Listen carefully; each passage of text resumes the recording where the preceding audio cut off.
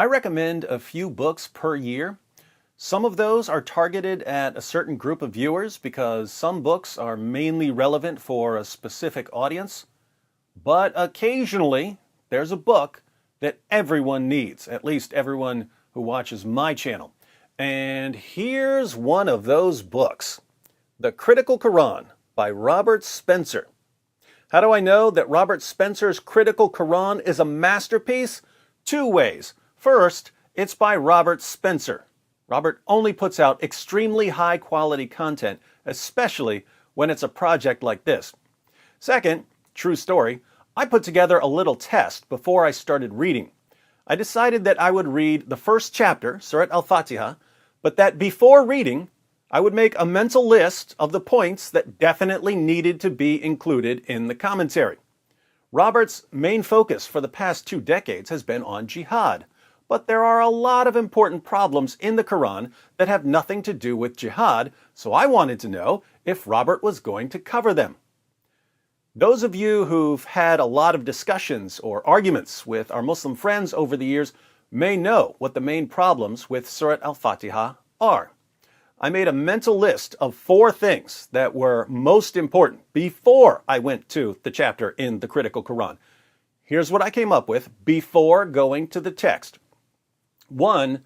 Muhammad's companion, Ibn Masud, didn't believe that Surat Al-Fatiha is supposed to be in the Quran.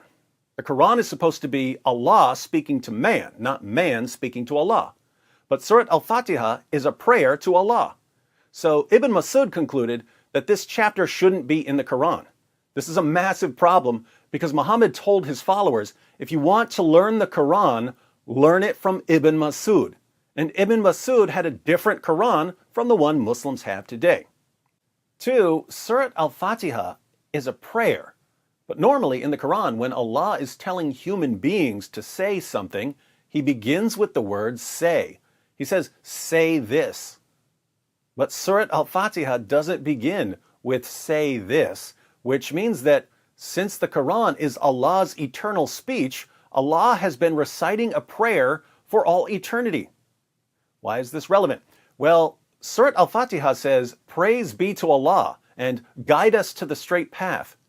So for all eternity, Allah has been praising himself and asking himself to guide himself to the straight path. Very confusing. 3, there's a textual variant in verse 4. Most Muslims are still convinced that there are no textual variants in the Quran, so there's a refutation of their belief in verse 4. Finally, verse 7 asks Allah not to guide the people who are praying to the path of those who have earned his anger or of those who have gone astray.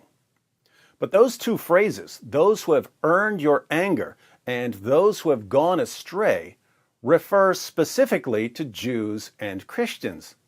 This is important because churches have had interfaith services where Muslims have the Christians recite this prayer. And if you don't understand what the prayer means, it's actually a prayer not to be a Jew or a Christian. So those are the 4 issues I thought needed to be included in the commentary on Surat Al-Fatiha. What did I find when I opened the Critical Quran and started reading? Here's the introduction to Surat Al-Fatiha. Right here, towards the end, we find, yet in an indication of the fluidity of the Quranic text in the early days of Islam, Abdullah ibn Masud, one of Muhammad's companions, did not even have this surah in his version of the Quran. Other early Islamic authorities also expressed reservations about its inclusion. So, Robert points out the Ibn Masud problem, but also notes that other early Muslims had a problem with the first chapter of the Quran. Next paragraph. To be sure, this surah does not fit in with the rest of the Quran in that it is in the voice of the believer offering prayer and praise to Allah, not Allah addressing Muhammad. Islamic orthodoxy has it that Allah is the speaker in every part of the Quran. So with Al-Fatiha, the believer must accept that the deity is explaining how he should be prayed to without explaining directly that that is what he is doing. So Muslims have to assume that Allah wants them to say this even though it's Allah speaking, meaning that Allah has been reciting a prayer from all eternity. Looks like Robert's 2 for 2 so far. Then we have the surah. In the name of Allah, the Compassionate, the Merciful, praise be to Allah, the Lord of the worlds, the Compassionate, the Merciful, Master of the Day of Judgment. You do we worship, you do we ask for help.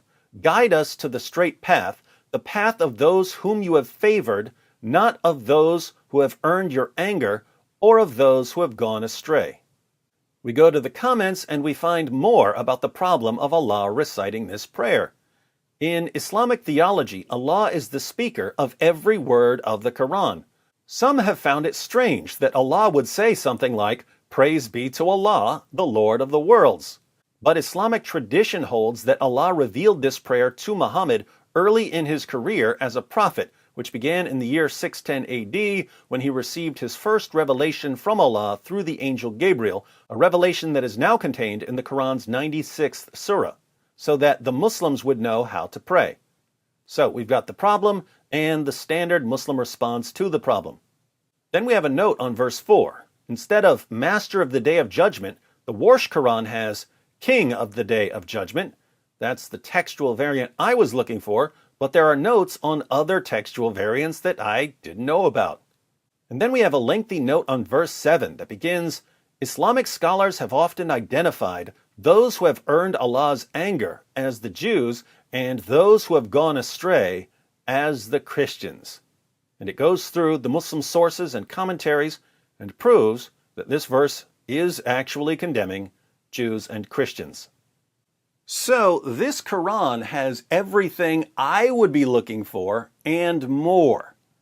And if it's got everything I would be looking for and more, it's probably got everything you would be looking for and more. So order a copy of the Critical Quran and either read the entire thing or use it to study some particular topics you're interested in, or keep it handy for discussions when someone brings up a verse and you want to make sure someone's not trying to deceive you. The link is in the description box. Order a copy and join Robert Spencer and David Wood in exposing 14 centuries of deception.